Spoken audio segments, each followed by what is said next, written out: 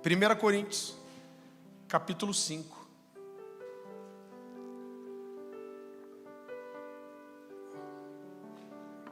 A partir do versículo 7. A palavra do Senhor diz assim: livrem-se do fermento velho, para que sejam massa nova e sem fermento, como realmente são. Pois Cristo é o nosso Cordeiro Pascal, foi sacrificado. Por isso celebramos a festa. Repita comigo: celebramos a festa. Não com o fermento velho, nem com o fermento da maldade e da perversidade, mas com os pães sem fermento da sinceridade e da verdade. Então, querido, é muito interessante que quando Paulo traz esse texto aqui, ele usa essa expressão, celebremos a festa. Então a primeira coisa que ele destaca aqui é que existe uma festa, existe um momento, um motivo de comemoração, e ele diz isso deve ser celebrado. E ele faz uma alusão, ele faz uma referência, uma comparação à festa judaica da Páscoa. Então ele diz que Jesus é o nosso Cordeiro da Páscoa, ele diz que Jesus é o nosso Cordeiro Pascal, ele diz que ele fala do Cordeiro que foi imolado, ele fala dos pães sem fermento. Então ele está fazendo uma referência clara a uma festa que fazia parte da lei de Moisés, da lei judaica. E na Páscoa, as famílias se juntavam. A ceia vem ser uma referência disso também. Mas quando a Páscoa, a celebração da Páscoa nasce, Deus dá uma ordem para que cada família matasse um cordeiro. A Bíblia dá uma orientação e ela fala que aquelas famílias menores, que um cordeiro seria muito para comer, né? Deus dá uma liberdade para que famílias se juntassem para imolar um cordeiro. E esse cordeiro, ele tinha uma série de exigências. Ele deveria ser um cordeiro sem defeito, perfeito. Ele deveria ser um cordeiro macho. E ele deveria ser imolado num dia, no final de um dia específico, de uma forma específica.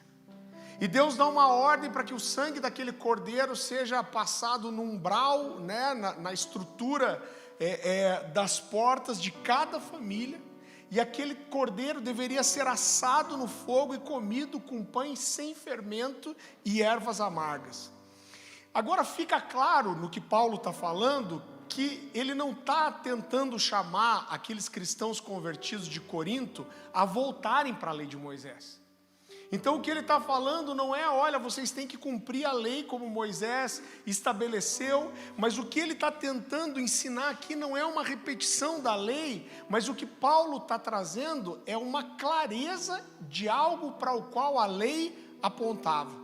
Se você está fazendo escola bíblica com a gente, você vai ver, a gente fala isso várias vezes, que o Antigo Testamento, ele aponta para o Novo e o Novo explica o Velho. Então o que Paulo está dizendo aqui existe um valor muito precioso na Páscoa, e eu quero explicar para vocês o que a Páscoa significa, além daquilo que Moisés disse. Então Paulo fala de uma festa que não é a festa praticada pelos judeus, mas é uma festa simbólica, mas que trazia uma carga espiritual muito grande. Mais uma vez ele diz que Jesus é o nosso Cordeiro da Páscoa. Então o que ele quer dizer é que aquele cordeiro que foi imolado, que foi morto, aquele cordeiro apontava para Jesus. Aquele cordeiro queria dizer para mim e para você o que Jesus seria. Ele fala, é muito interessante porque ele faz aqui, a Bíblia toda trabalha muito com isso, o que a gente chama de comparação e contraste. Então ele fala do fermento da maldade e da malícia, e ele fala dos pães asmos da sinceridade e da verdade. Então, mais uma vez, Paulo não está falando de coisas literais aqui, mas ele está construindo com esses irmãos a simbologia que existe por trás da Páscoa. Outra coisa que é importante a gente entender, a gente começou lendo um texto do capítulo 5 de 1 Coríntios, e quando você olha o contexto inteiro desse capítulo, você vai perceber que existe um tema nesse capítulo. E qual era o tema? O pecado dentro da igreja. Era sobre isso que Paulo está falando. Então eu quero que você volte um pouquinho comigo, 1 Coríntios, capítulo 5, a partir do versículo 1. Então olha o que Paulo começa a desenvolver aqui. Então ele diz: por toda parte se ouve que a imoralidade entre vocês, imoralidade que não ocorre nem entre os pagãos, a ponto de alguém de vocês possuir a mulher do seu pai. Então, irmão, você está em algum tempo já na igreja, com certeza você já ouviu essa frase de alguém decepcionado com alguma situação dentro da igreja, e o cara fala assim: cara, aquilo que eu vi dentro da igreja eu não vi nem no mundo. Então eu quero dizer para você que não é novo, desde o começo acontece coisa assim. E vocês estão orgulhosos, não deveriam, porém, estar cheios de tristeza e expulsar da comunhão aquele que fez isso?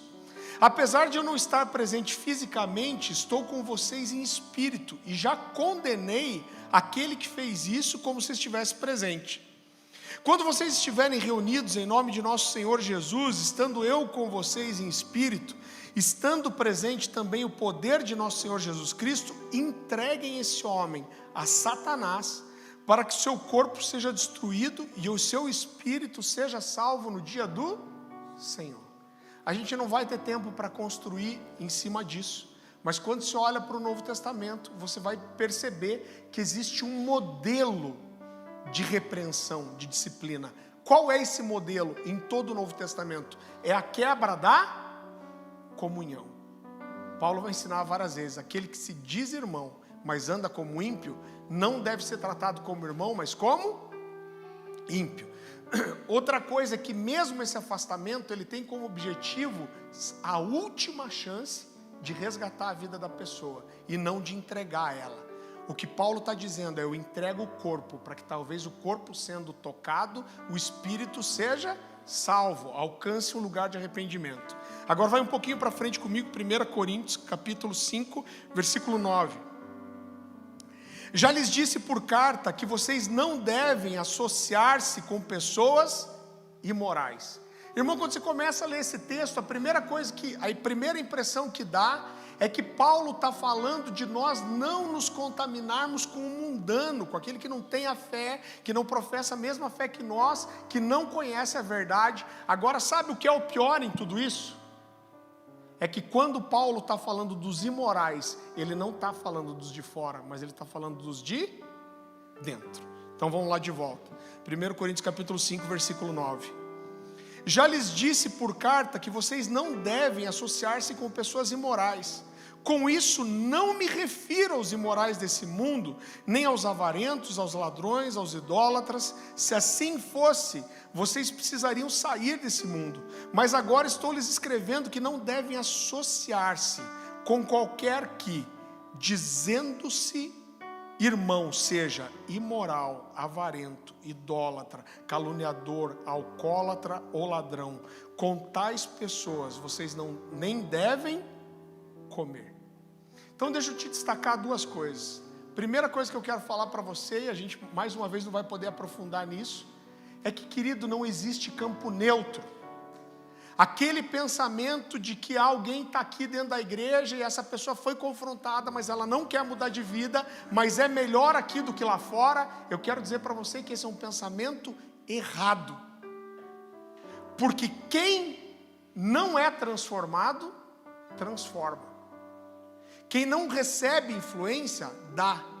Então uma pessoa que está aqui dentro se dizendo irmão, mas não aceita a correção, não quer ser transformado, santificado, essa pessoa não vai ser neutra aqui, porque se ela não se santifica, ela contamina. E é sobre isso que Paulo está falando. E mais uma vez, o contexto aqui é um contexto de pecado, e o que Paulo está falando e está destacando é sobre tirar o fermento do meio do povo. Ele está falando sobre tirar o fermento, sobre tirar o pecado. E quando ele chega no versículo 8 e ele fala de celebrar a festa, o que ele quer dizer é que a nossa santificação, ela nunca deveria ser vista por nós cristãos como um peso, como um fardo a ser carregado, como uma conta a ser paga para Deus. Mas a nossa santidade e a nossa santificação deveria ser vista sempre como motivo de celebração e de festa.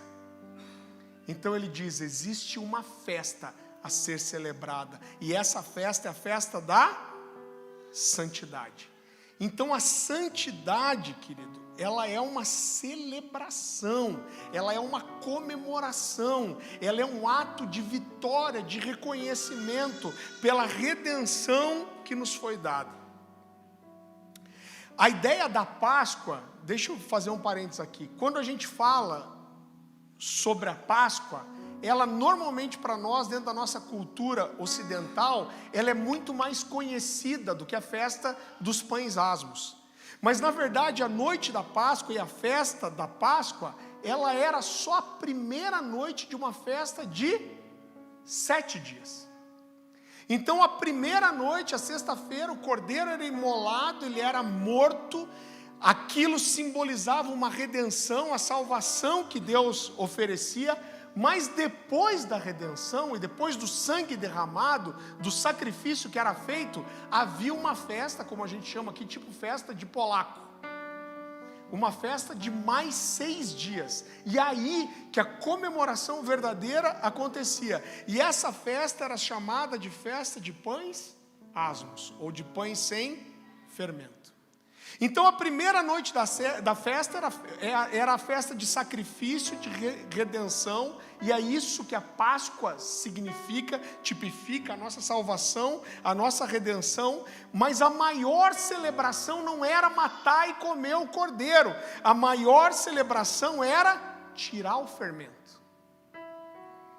Então o que vinha depois da morte do cordeiro era uma festa de 6 dias, aonde a redenção, a salvação e a santificação era celebrada com a santidade. Eu quero que você repita comigo, a salvação é celebrada com santidade.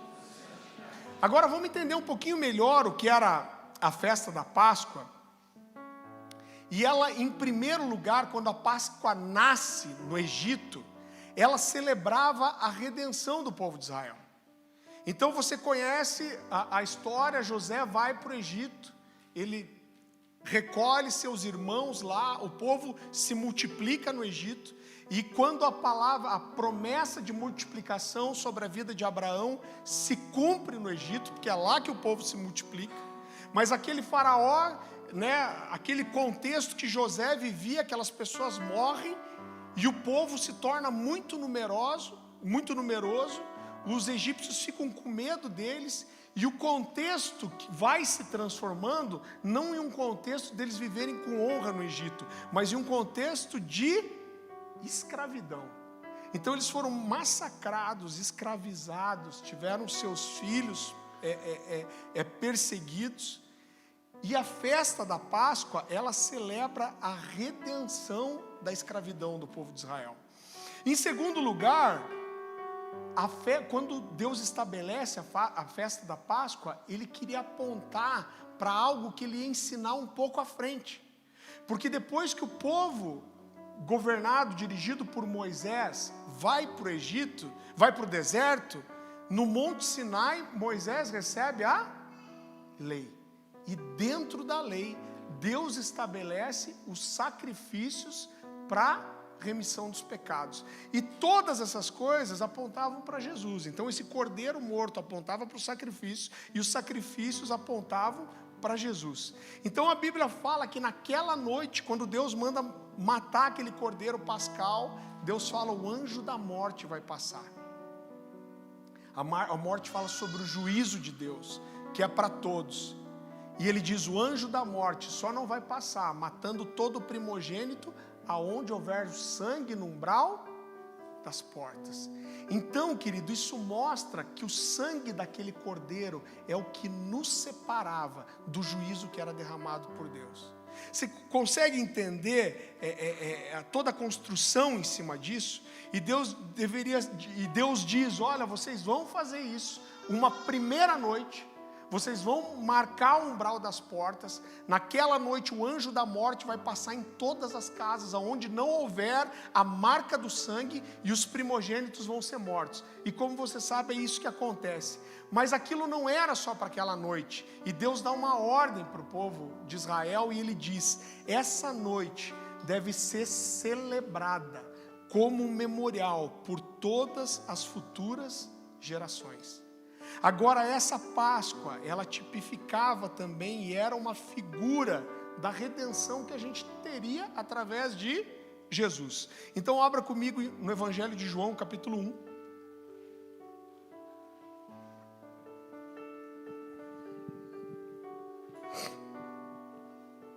Então existe uma figura muito simples aqui. A gente vê que aquele cordeiro, ele era uma tipificação de Jesus.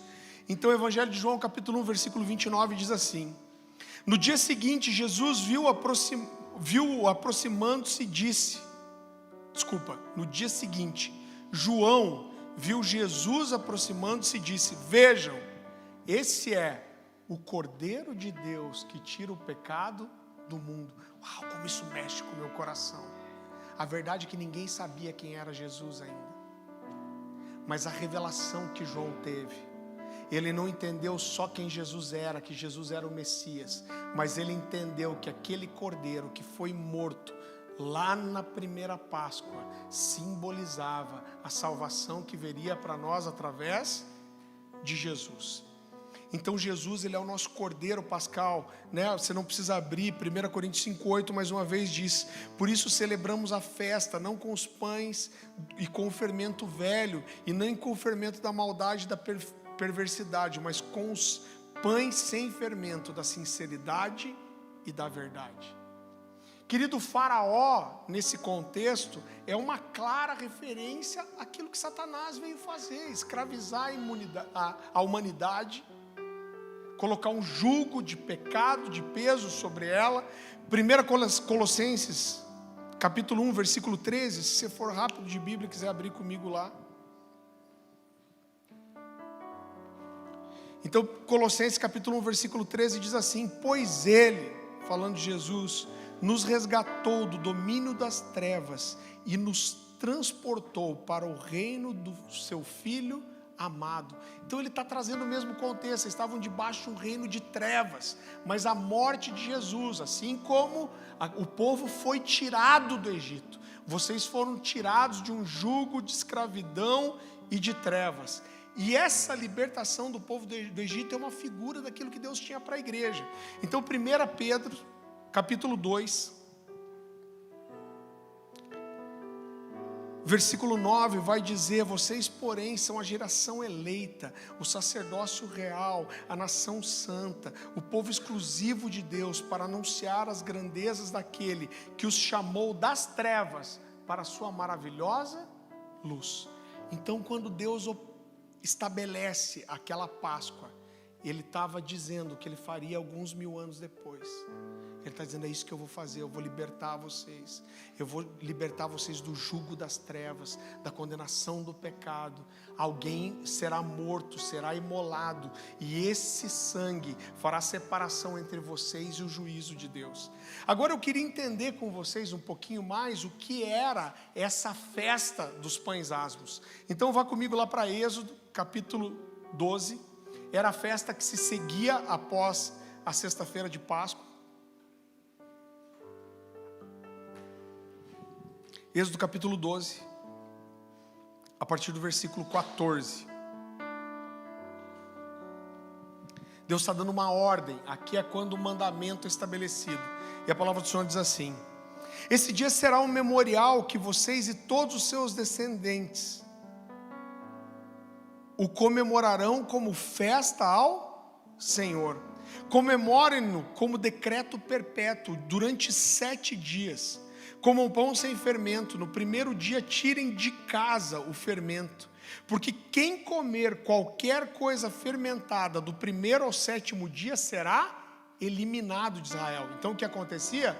Se alguém comesse fermento durante esses dias, seria morto, apedrejado aqui. Convoquem uma reunião santa no primeiro dia e outra no sétimo. Não façam nenhum trabalho nesses dias, exceto o da preparação da comida para todos. É só o que vocês poderão fazer. E aí ele diz: celebrem a festa dos pães sem fermento, porque foi nesse mesmo dia que eu tirei os exércitos de vocês do Egito. Celebrem esse dia como decreto perpétuo por todas as gerações. No primeiro mês, comam pão sem fermento, desde o entardecer do 14º dia até o amanhecer do 21º dia. Durante 7 dias vocês não deverão ter fermento em casa. Quem comer qualquer coisa fermentada será eliminado da comunidade de Israel, seja estrangeiro, seja natural da terra. Não comam nada fermentado. Aonde quer que morarem, comam apenas pão sem fermento.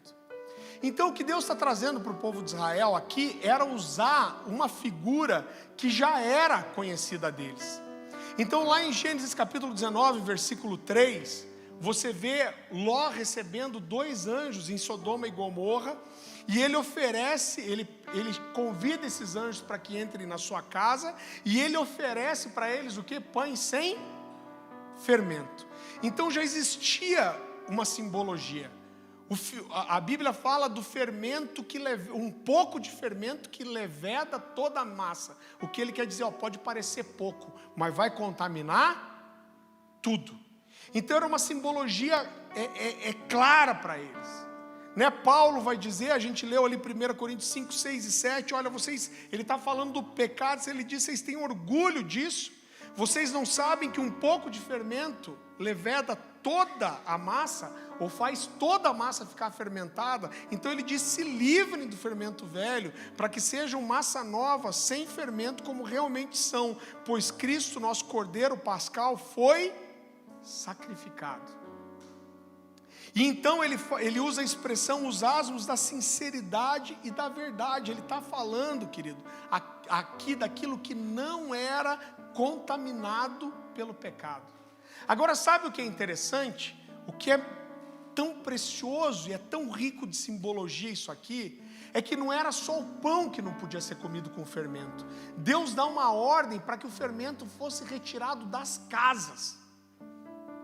Então, se nesse dia fosse encontrado fermento dentro das casas, essas pessoas seriam mortas, deveria ser eliminado do meio do povo. A gente lê o texto. Então ele diz, olha, durante esses dias vocês devem comer esse pão 100%, pão sem fermento, e não é só o pão, ele diz, o fermento não pode ser encontrado na casa de vocês. Por quê, querido? Porque existia um motivo. O que eles estavam comemorando naqueles dias era a redenção e a santificação que havia sido recebida. Então o que Paulo está construindo aqui é, quando Jesus morreu, vocês receberam a santificação e a redenção, vocês foram libertos do pecado de vocês.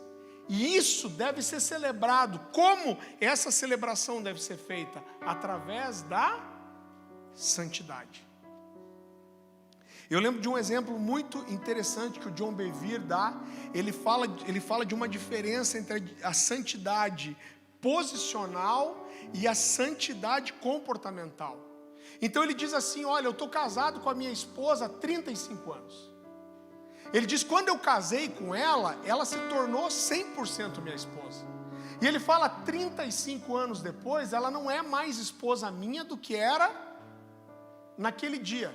E ele falou, e se a gente ficar mais 20 anos casado, tivermos vida para isso, ela não vai ser mais minha esposa daqui 20 anos. Ela diz, ela já é completamente minha esposa e de forma perfeita desde o dia em que nós casamos. Isso, ele fala que é como se fosse a santidade posicional, ou seja, essa é a posição, é o que eu sou. Agora, a santidade posicional, ela tem que vir acompanhada do comportamental. Então ele diz, apesar de hoje, 35 anos depois, eu não ser mais marido dela do que era antes, as minhas atitudes, elas podem concordar com aquilo que eu tenho como posição com ela, ou desfazer qual é a minha posição. Então a santidade é a mesma coisa, querido. nós somos santificados não por andar em santidade, nós somos santificados pelo sangue de Jesus. É o sangue de Jesus que nos purifica, nos livra dos nossos pecados, nos dá acesso ao Pai, faz separação entre nós e o juízo de Deus, mas isso é uma condição que Deus nos dá pela fé. Agora, essa condição, essa posição de santificação, ela precisa ser confirmada e estabelecida pelo nosso procedimento. Então, se eu me santifico agora, eu não sou mais santo do que quando eu acreditei em Jesus e recebi. Agora, a minha escolha pelo pecado, isso pode sim desfazer a condição que Deus me deu. Você entende a diferença? Então, querido, o posicional é nós nos apropriarmos do sacrifício de Jesus e da salvação. Mas existe uma santificação que é posicional, e ela pode ou preservar ou comprometer aquilo que Deus nos deu. Então o que o John Bevere fala: olha, eu não sou mais marido da minha esposa do que antes, mas se eu resolver quebrar essa aliança, me envolver sexualmente com outras mulheres, aquilo que eu tenho por posição, ela pode continuar com o nome de minha esposa, eu posso continuar com o documento de esposa, mas eu não tenho mais a posição de aliança que eu tinha com ela. E existem muitos textos bíblicos que vão reforçar esse conceito. Então eu quero que você vá comigo para 1 Pedro capítulo 1.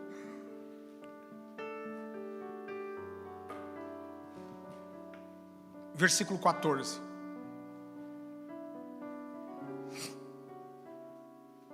A palavra do Senhor diz assim, 1 Pedro, capítulo 1, versículo 14. Esse texto ilustra muito bem o que a gente está construindo aqui.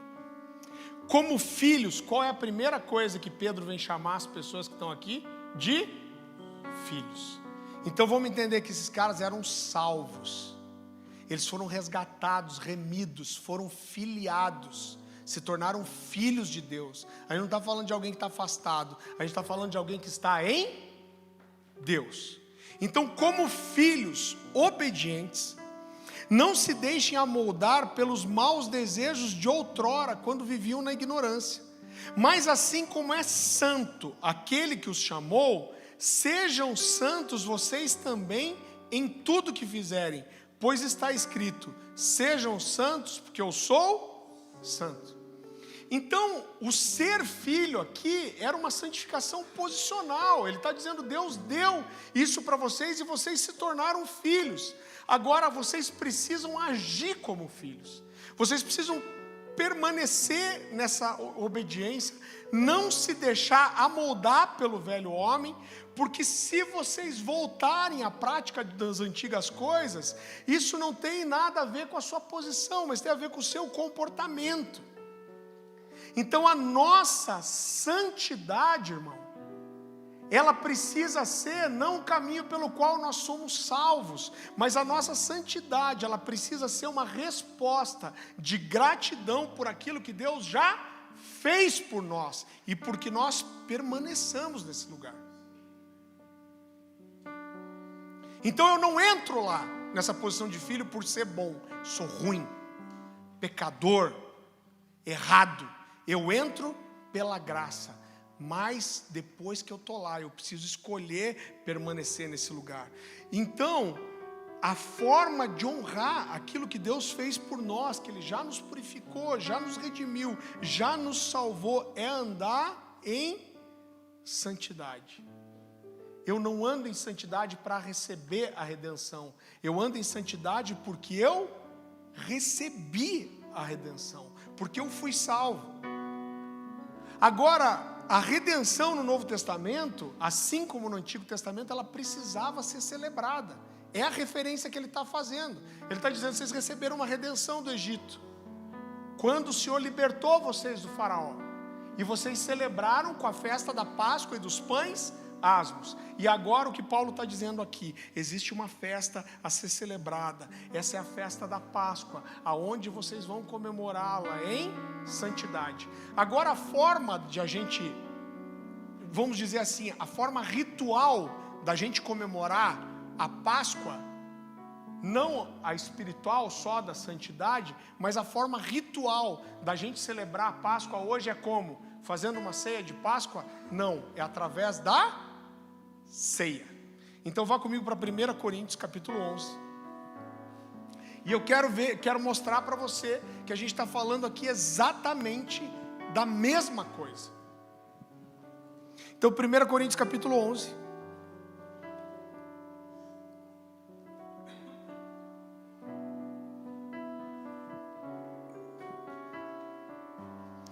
Versículo 23, diz assim: pois recebi do Senhor o que também lhes entreguei, que o Senhor Jesus, na noite em que foi traído, tomou o pão, e tendo dado graças, partiu e disse: isso é o meu corpo, que é dado em favor de vocês, façam isso em memória de mim. Querido, mais uma vez, o sacrifício do cordeiro, e algo que deveria ser estabelecido como um memorial. Da mesma forma, depois da ceia, tomou o cálice e disse: esse cálice é a nova aliança no meu sangue.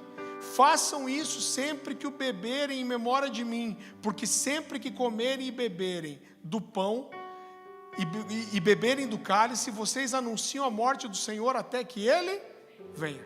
Então, quando a gente ceia, a gente fala isso em quase toda a ceia aqui. Quando nós ceiamos, nós não celebramos a redenção que a gente vai receber. Nós celebramos a redenção que nós já recebemos.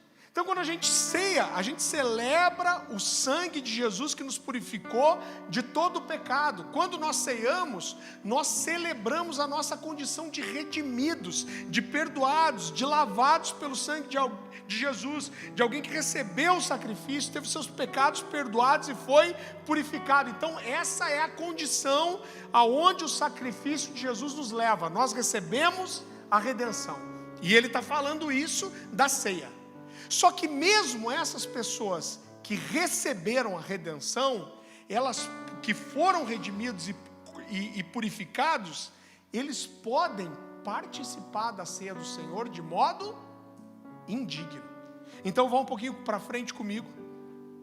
1 Coríntios capítulo 11, a partir do versículo 27, a continuação do texto que nós estávamos lendo. Portanto, todo aquele que comer o pão ou beber do cálice do Senhor indignamente será culpado de pecar contra o corpo e o sangue do Senhor. Agora olha que interessante. O que a gente está celebrando na ceia? A redenção e o perdão. Mas o que Paulo está dizendo aqui, você pode estar aí celebrando a remissão dos seus pecados, o sacrifício de Jesus, a sua salvação, mas mesmo celebrando essa posição de redimido, você pode fazer isso de forma indigna. O que é indigno? Eu me separo, eu me afasto daquilo, aquilo não se aplica mais para mim. Como? Vamos continuar. E ele diz: examine-se o homem a si mesmo, então coma o pão e beba do cálice, pois quem come e bebe sem discernir o corpo do Senhor, come e bebe para sua própria condenação. Mais uma vez, aquele que foi redimido pode se colocar ainda embaixo de condenação. Por isso há entre vocês muitos fracos e doentes, e vários já dormiram. Mas se nós nos examinássemos a nós mesmos, não receberíamos o juízo. Então existe aqui uma proibição clara, querido, de se celebrar a redenção com pecado. Então Deus está dando uma ordem. Ele está dizendo: todas as vezes que vocês se reunirem, vocês vão comer do pão e beber do cálice, celebrando a redenção que eu trouxe para vocês. Mas quem fizer isso de forma indigna, come e bebe, condenação sobre si. Por quê? Porque essa redenção, ela precisa ser celebrada com santidade. Não se celebra redenção com pecado. Você está me entendendo? Você entende como isso é profundo e é poderoso? Existe gente, irmão, que está tentando celebrar a redenção abraçada ao pecado. E essa é uma condenação clara, mesmo tendo recebido a redenção, essa pessoa pode ainda assim trazer condenação sobre si. E esse talvez seja um dos grandes desafios da igreja para os próximos anos, diante da hipergraça que está aí. Que é um pensamento que assim, Deus te ama, então você pode fazer o que você quiser, para Deus não importa. Eu vou falar uma coisa, vou tomar a liberdade de falar para você. Alguns anos atrás, muitos anos atrás, uns 20 anos atrás, eu tinha um amigo que era gerente de uma livraria evangélica aqui. E eu lembro que eu cheguei para ele e eu falei assim, cara, me diz o que mais vende hoje, o que mais está vendendo, qual o livro que você mais vende? Ele falou, cara, nesse momento está fácil, é esse aqui, ó. E ele pegou um livro e me mostrou o Evangelho Maltrapilho do Brennan Manning. Quem já leu aí o Evangelho Maltrapilho? Eu vou te falar, irmão, eu fui extremamente tocado, eu chorei lendo o livro. O cara escreve muito bem. Só que quando você termina lendo o livro, a mensagem central desse livro é assim, ó, Deus te ama, Deus te ama, Deus te ama, Deus te ama, Ele te amou acima de qualquer situação, Ele te amou apesar de todos os seus pecados, Ele te amou quando você estava colhendo o pecado, Ele te amou quando você era impuro, Ele te amou quando você era nojento, e Deus te ama. E o que você precisa é acreditar no amor dele. Só que o problema é que ele mostra uma verdade sem mostrar o outro lado da moeda, e a mensagem dele termina aí. Então eu assisti um vídeo do Brennan Manning. Eu lembro que quando eu li, ó, eu vou arriscar quando foi isso. Isso deve ter sido em 2005 mais ou menos. Eu li esse livro e falei, cara, essa mensagem vai invadir as igrejas. E eu vi um vídeo desse cara falando assim, olha, eu estou convencido de que a única coisa que Deus vai querer saber de você quando você for para o céu e estiver diante dele é se você confiou no amor dele. Se você confiou, está tudo bem, o resto não importa para Deus. Irmão, isso é uma desgraça de uma mentira. Quando você vai ver a história desse cara, é uma história de divórcio, de problema com alcoolismo, a vida inteira. Esse é o testemunho desse cara. Morreu assim, com a vida cheia de altos e baixos, destruída. Então, para mim, esse é o pior lugar que a igreja pode chegar. Sabe por quê? Porque é um lugar que a pessoa não encontra lugar de arrependimento. Porque o cara está com a vida toda errada, ele está numa rota que está levando ele para o inferno, mas ele acha que está bem. Então esse cara não tem acesso àquilo que pode transformar e mudar a sua rota, que é o quê? Uma coisa chamada arrependimento, porque quem acha que está certo não tem do que se arrepender. E eu vou dizer para você, isso vai cada vez se infiltrar mais na vida da igreja. Isso para mim é uma das coisas que prepara a igreja sobre a apostasia dos últimos dias. Agora, o que tudo isso mostra para nós é que nós não podemos celebrar a redenção em pecado, não faz sentido.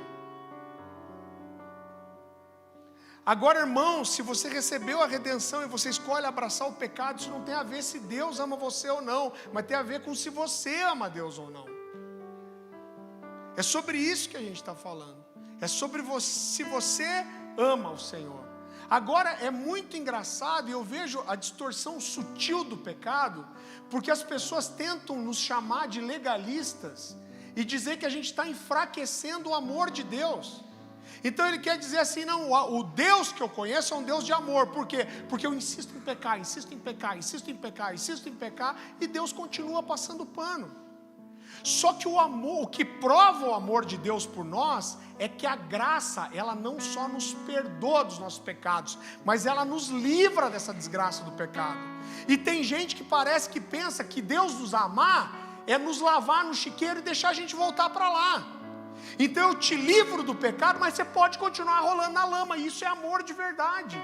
E o que Deus está dizendo para nós é: eu não vou só te perdoar dos seus pecados, eu vou te arrancar disso. Você vai viver uma vida de festa, celebrando a verdade, a santificação, a pureza. E a sua santidade é um motivo de festa. Por isso nós celebramos a festa, não com o pão velho fermentado, mas com os asmos da sinceridade da verdade. Êxodo 34, 25 diz assim: não me ofereça sangue de nenhum sacrifício misturado com algo fermentado. Jesus está dizendo: você não mistura o sangue que purifica o pecado com nenhum fermento. Então, celebrar a redenção com o pecado, irmão, é cuspir na cara de Jesus. O Senhor veio, me amou, morreu numa cruz por mim, foi cuspido, surrado, envergonhado, pregado seminu num pedaço de madeira para perdoar os meus pecados. E depois de receber esse perdão, eu continuo abraçando o pecado pelo qual você deu a sua vida para me salvar.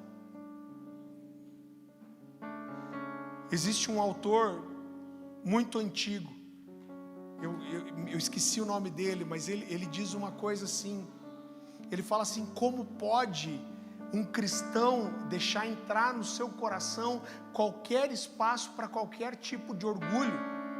Ele fala porque a natureza do pecado, ela é tão terrível, presta atenção nisso, ele diz: a natureza do pecado é tão terrível, que para repará-la, foi necessário Deus matar seu próprio filho.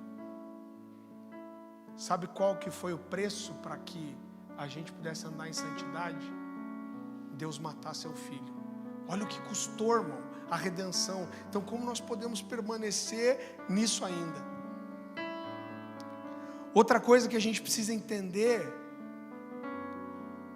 é que a consequência de se observar os mandamentos e caminhar em santidade é uma coisa chamada intimidade.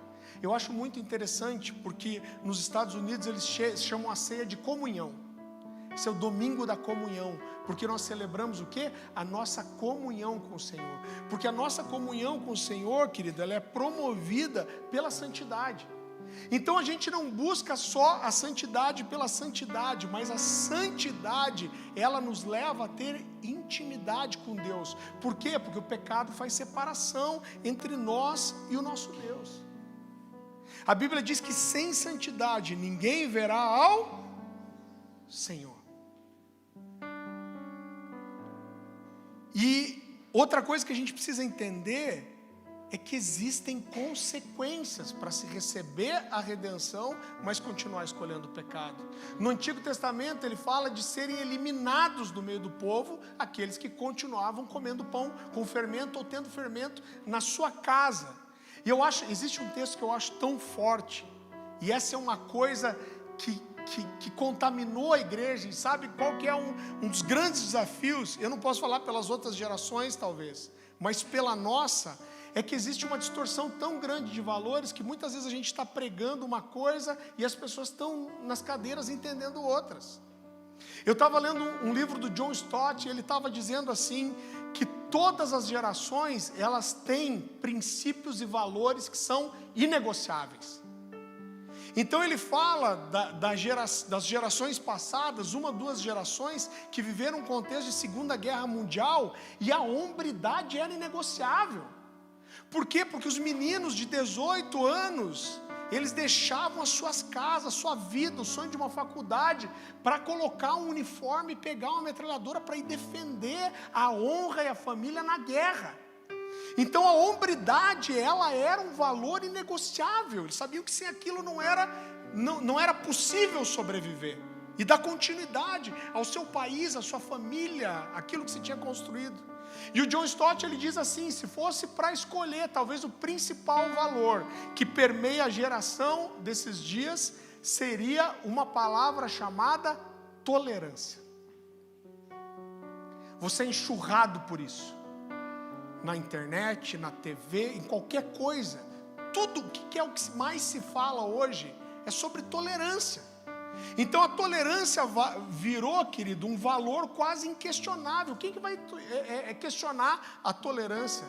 Só que sabe o que a Bíblia diz? Ela diz que o que liberta não é a tolerância, o que liberta é a verdade. E a verdade, ela não é flexível. E tem um texto que mexe demais comigo, Apocalipse capítulo 2, versículo 19, abra lá comigo.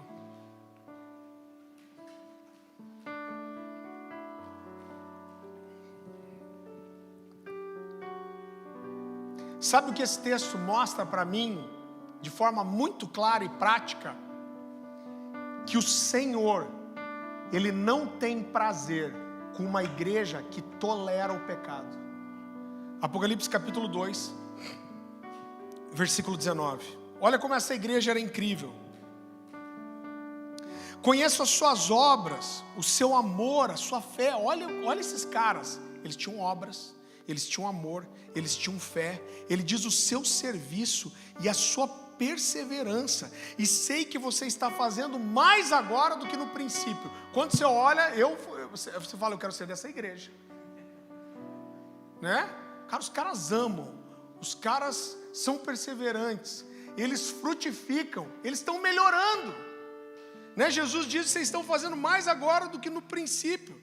Então pensa numa igreja que parecia fiel, mas daí depois ele diz assim: no entanto, tenho isso contra você, você tolera Jezabel, aquela mulher que se diz profetiza, e com seus ensinos ela induz os meus servos à imoralidade sexual e a comerem alimentos sacrificados aos ídolos.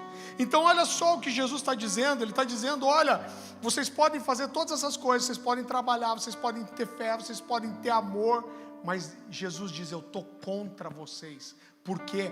Porque existe uma mulher que caminha em pecado, que dissemina o pecado, e não é nem que vocês estão apoiando, que Jesus diz é que eles estão tolerando. O que ele quer dizer para o anjo da igreja?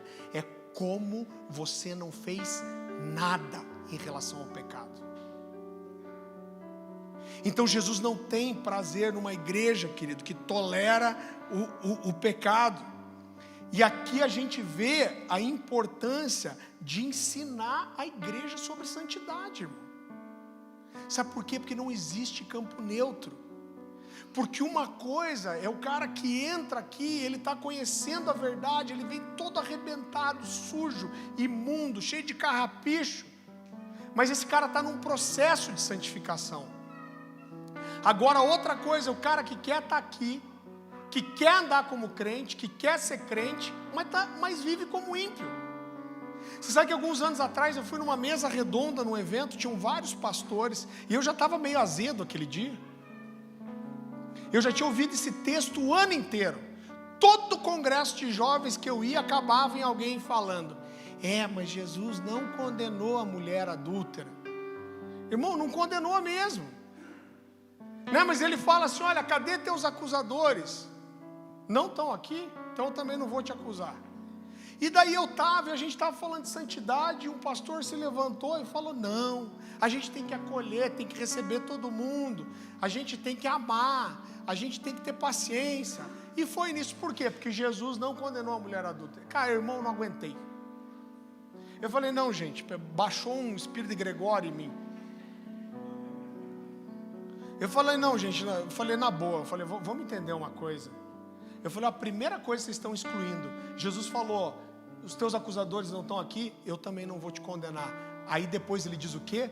Vai e não peques mais. Essa é a primeira coisa. Agora, sabe qual que é a segunda coisa que a igreja parece que não entendeu?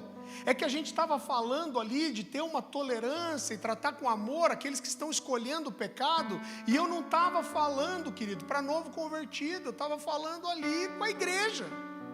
Então o que eu percebo é que tem gente que na hora do benefício, da bênção, da prosperidade, quer ser o quê? Filho. Eu sou filho, eu sou discípulo. Mas na hora da repreensão, quando abraça o pecado, quer ser tratado para sempre como uma mulher adúltera. Eu falei, então amigão, o seguinte, escolhe o que você é. Você é filho ou você é mulher adúltera? Você é discípulo ou você é mulher adúltera? Porque não dá para ser as duas coisas ao mesmo tempo. Ficou um climão. Ficaram uns anos sem me chamar de volta, mas acho que foi o ano do jubileu. Então, irmão, não dá.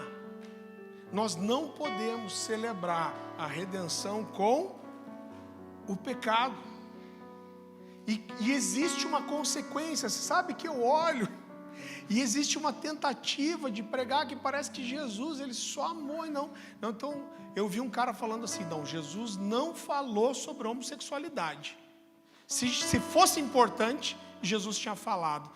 Pelo amor de Deus, cara. Jesus condenou, a palavra que ele usa é porneia, fala de qualquer relação sexual ilícita. E a lista está lá em Deuteronômio, que são todas as relações sexuais ilícitas. Agora existe uma... Não, Jesus só amou, Jesus não faria isso.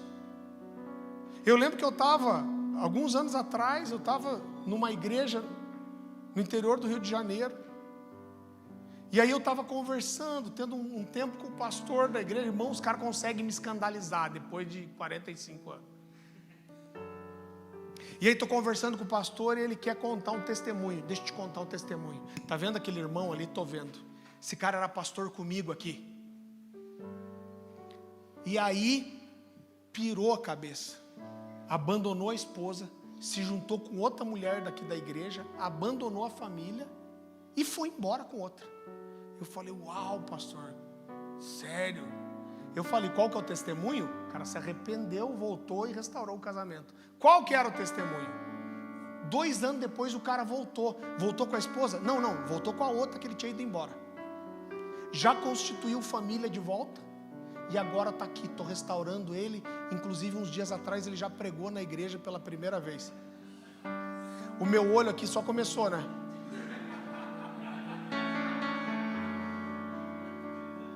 Mas como a gente diz aqui no sul, é de saltar o butiá do bolso, né, irmão? Aí eu falei assim, mas como assim, pastor? Ele está com a mulher que ele adulterou, foi embora, e aí depois ele é para pregar? Ele é isso. Eu falei, ô pastor, que é isso? Você está pegando o cara em adultério, com a vida toda errada e falando isso. Ele falou, eu olho para o amor de Jesus e eu ouço você falando isso, eu fico pensando o que Jesus diria. Eu falei, você não precisa pensar o que Jesus diria, está na Bíblia o que Jesus diria.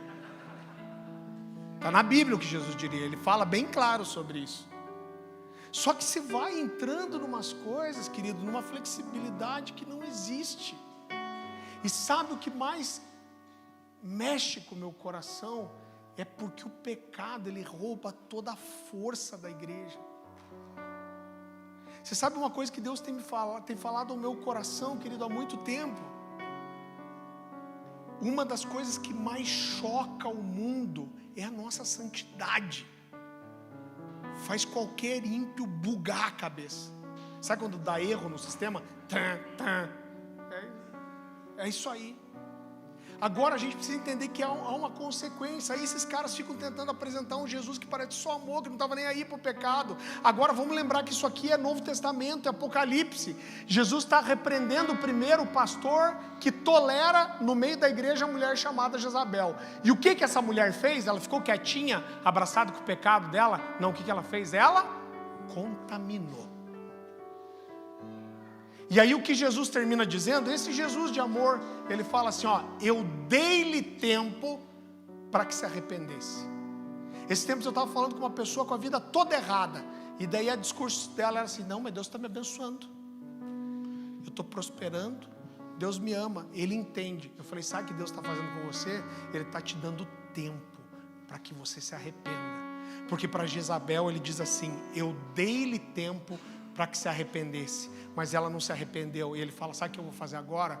Eu vou botar ela de cama, eu vou matar os filhos dela.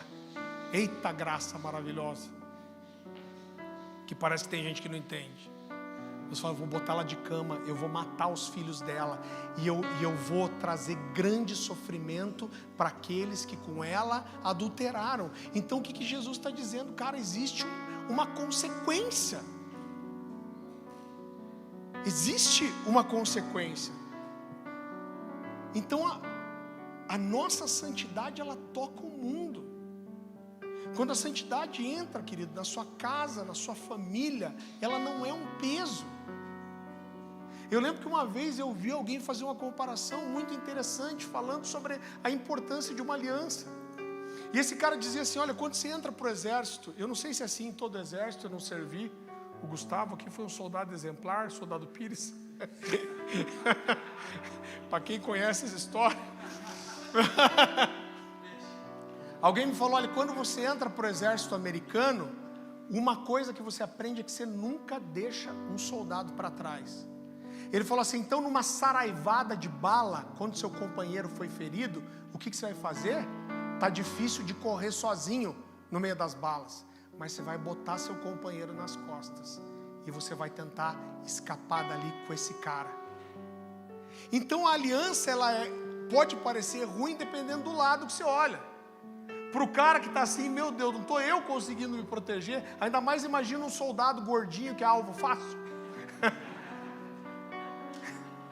Eu não aguentei essa, desculpa, eu não tinha dado nenhuma hoje, passei bem, né?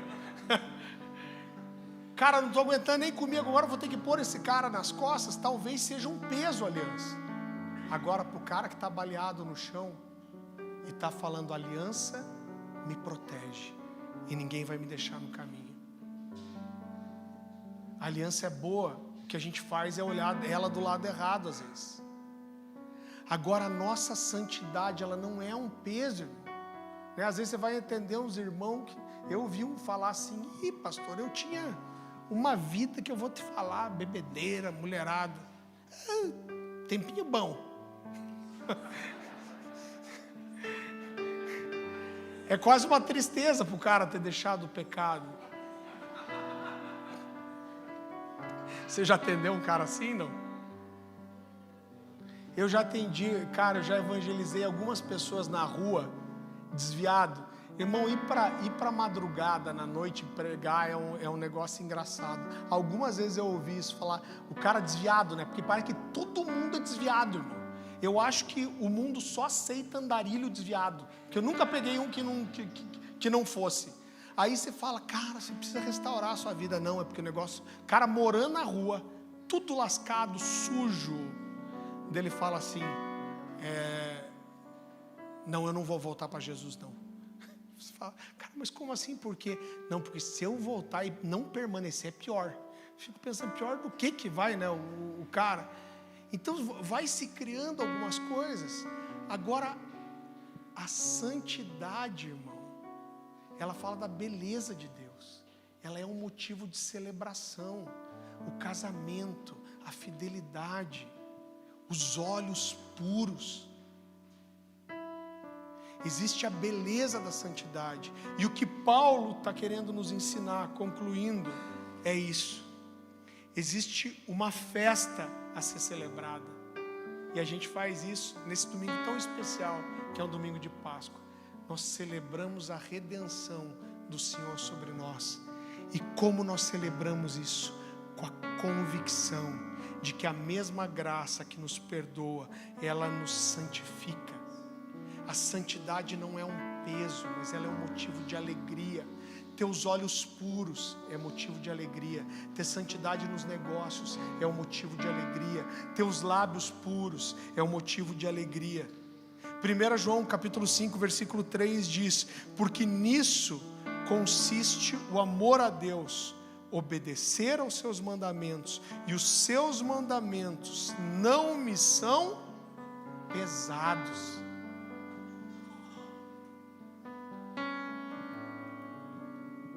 Agora, mais do que, você sabe que eu não programei isso, eu procuro toda semana estar sensível e falar, Jesus, para onde o Senhor quer me levar? A gente tem vivido coisas tão especiais aqui como igreja, e algumas pessoas me perguntam, qual é o seu grande desafio como igreja? Cara, o meu grande desafio, que eu entendo hoje, é continuar sempre ouvindo o que Jesus quer fazer. Porque às vezes Ele fala, você entende, se abraça e fala, o caminho é aqui. Mas Ele... Lembra que a gente falou naquela mensagem do Teruá? Deus está sempre fazendo algo novo. A gente tem falado tanto sobre avivamento aqui, e não existe avivamento sem arrependimento, querido. Então, o que eu quero nessa noite é não só trazer uma consciência para você sobre a Páscoa, que nós celebramos aqui, o que nós celebramos em cada ceia, mas eu quero dizer para você em nome de Jesus, existe um movimento de santificação do Senhor sobre a sua vida e a sua casa. Escute algo que eu quero liberar para você, eu faço de forma profética. Eu não sei apontar, se eu soubesse eu diria. Mas o Senhor tem uma palavra muito específica, pelo menos para uma família aqui. Isso está gritando no meu coração desde que eu comecei a pregar. Deus está dizendo assim, fala, que eu vou pegar os filhos deles. O Senhor vai santificar a sua casa. O Senhor vai pegar não para juízo. Existe um mover do Senhor para santificar a sua casa. O Senhor me fala pelo menos de uma família que está com o coração apertado aqui pelos filhos. E Deus está dizendo, eu estou vindo como o sol da justiça, trazendo cura. Eu vou converter o coração dos pais aos filhos, dos filhos aos pais. Eu vou santificar os seus filhos. Eu vou tocar a sua casa. Sempre envolve uma decisão, irmão, sempre. Mas eu entendo um movimento de graça, de favor. Existe uma estação de santificação sobre essa casa. Ouça o que eu vou te dizer. Coisas que não te incomodavam. Talvez alguma coisa que você veja no Instagram, que você abra. Talvez uma queda em pornografia a cada, sei lá, X meses. O Senhor vai começar a incomodar seu coração. Ele vai santificar seus olhos, seus pensamentos, seus negócios, seu relacionamento com a sua esposa. Existe um movimento de favor, de graça de Deus aqui. O Senhor está nos levando para um novo nível de compreensão da beleza da santidade. E a santidade na sua casa vai ser uma festa. Você recebe essa palavra?